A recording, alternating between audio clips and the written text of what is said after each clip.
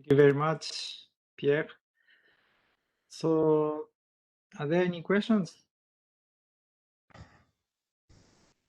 So, well, I was curious about your CMIP case. You showed some previous results about the CMIP comparisons. And I was curious about the time scale that you were thinking about. So what you showed was like a few hundred years period, right? In here? No. Yeah, this one. Yeah. Oh, Yeah, this yeah, one? yeah. So, yes. yeah, so this one, I don't see the time scale here. So I okay. was curious. No. This one is just a schematic representation of what we can have in the CMIP simulation. So this is not real CMIP Yes, simulation. I understand. But you showed I generated by slide, myself. I think. Yeah, the next slide, Yes, I think. in the next slide. Yes. So yes, so here the horizon is quite large because we are going. Some of the simulation are going to 2,300.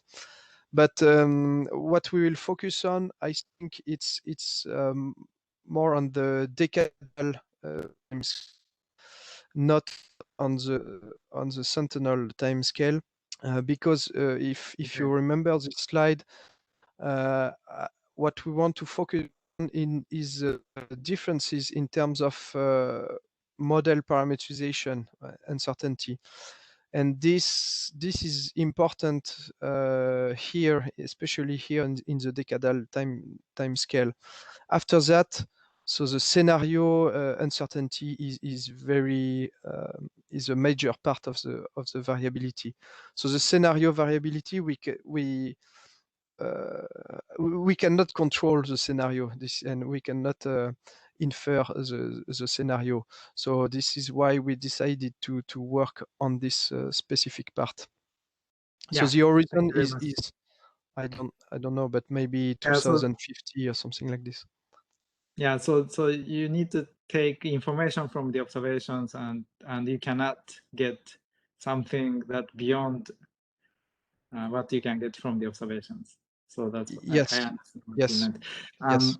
Yeah, so what you showed about those biases among different models, it also depends on what we can observe. So so you mentioned about the climate indices. Yeah, so it's a well, it's an ocean current, right? Yeah. And average ocean current, well, it's a Sverdrup. It's yes, it's a circulation in the Atlantic. Yeah.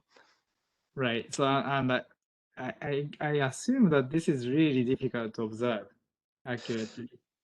Yes. So in this specific climate metrics, we have like 16 years of in situ observation at a given latitude. So we have some observation, but there are a lot of noise, and this can be very problematic because if we have a lot of noise in the observation, this must be included in the data simulation scheme because this is an important. This is the R matrix in the data simulation. Right. So yes.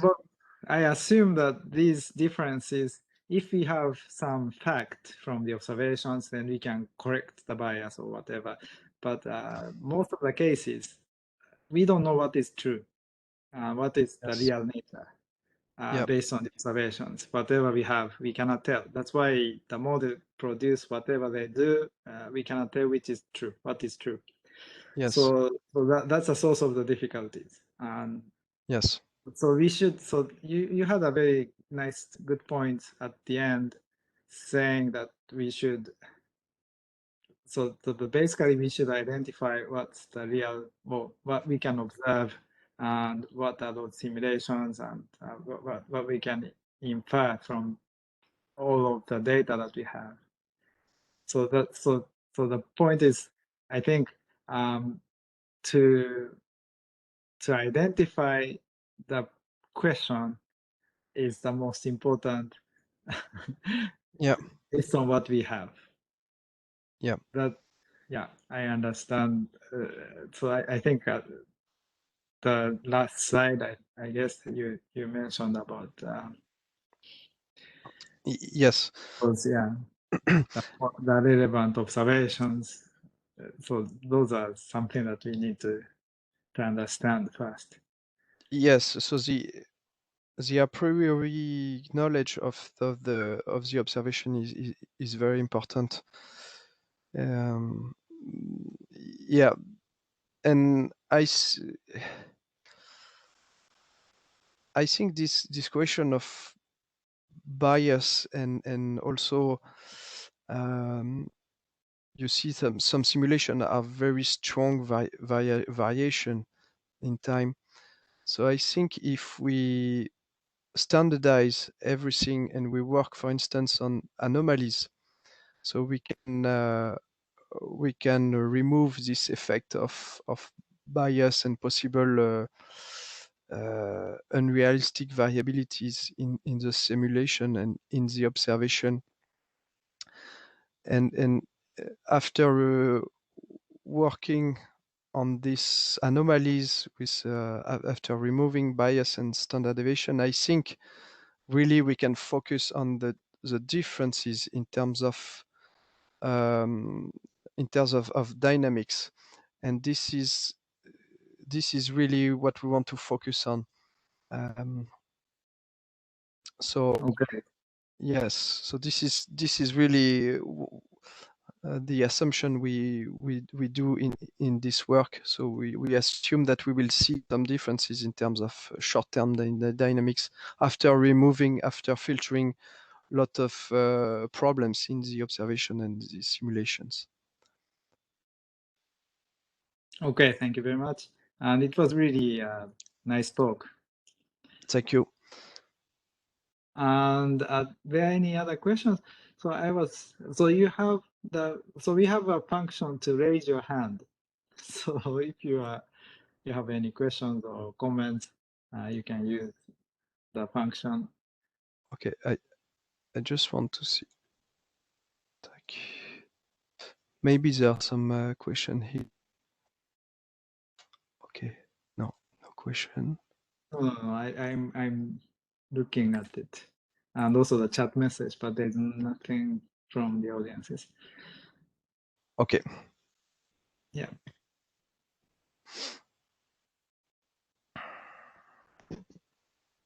So I have another small question.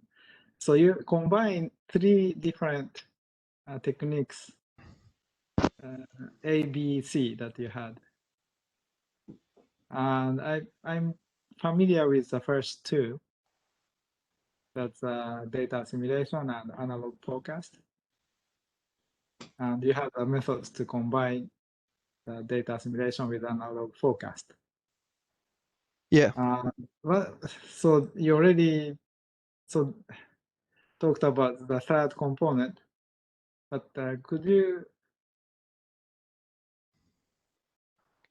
summarize the third? Okay, so you mean the contextual model evidence? Right. Yeah. I can share my screen again if you want. Okay.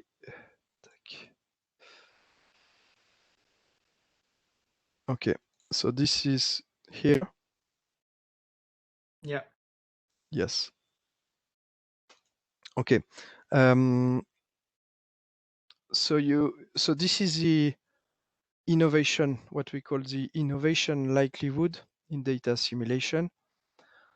So you see that this likelihood is proportional to the difference. So here there is a square difference of between the observation and the forecast. So this is like a de Rosier diagnostic, if you want. So what we want to have is a forecast which is close to the next observation. So if the forecast is close to the observation, the innovation D is close to 0. And if you have 0 here, you have a stronger likelihood, and we want to maximize the likelihood. So this is good if we have 0 here. But if we have some strong differences between the forecast and the observation, so it means that the observation doesn't match the forecast.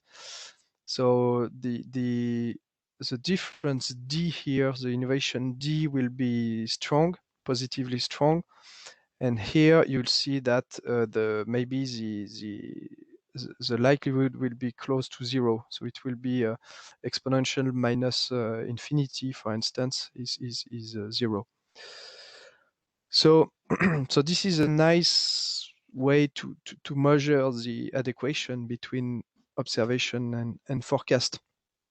And this is what people are using in practice in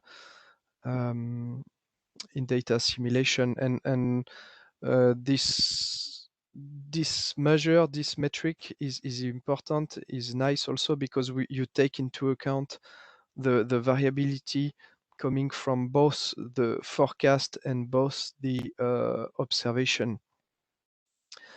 So meaning that if you have strong variance, if the covariance is strong, the impact of the innovation will be very, very low on the likelihood. And if the covariance is close to 0, meaning that you are very confident in your forecast and in your observation, so here you have almost 1 here, and you will get so the impact of D will be important in the calculation of the likelihood. Is it? Yeah. Yeah, I understand that, but I'm curious what's the combination of that steps A, B, and C. Yeah. What is that unique from other? Okay. I think so. A and C, yes, was used in not only in this paper, because yes, I can explain here. So you see that to get the forecast here, we need to compute the likelihood. The likelihood is a contextual model evidence here. So we need some forecast, and those forecasts are coming from in all these papers. So there is one paper, but there are also other papers, and they work on real forecast coming from dynamic models. So you need at each time step of the simulation, you need to run a forecast with this model and this model. And you have to do that at every time step in order to compute the confidence contextual model evidence. So the computational cost is very important because you are in an ensemble Kalman filter, meaning that you need to run, I don't know, 50 members of the blue model, 50 members of the red model, and for each model you run the dynamic model, and this can be very the computational cost is very important. So the idea is to replace the computation of XF by the numerical model, to replace this part by an analog forecast. So in our case, the analog forecast is very easy to compute, and we don't need a lot of computational power. And this is really what we want to do to avoid the the need to run a numerical forecast. Okay, I understand. So you combine with the analog forecasting within this framework. Yes. Okay, thank you very much. So are there any questions or comments? And it seems not. Then let's thank Pierre for the great talk. Thank you.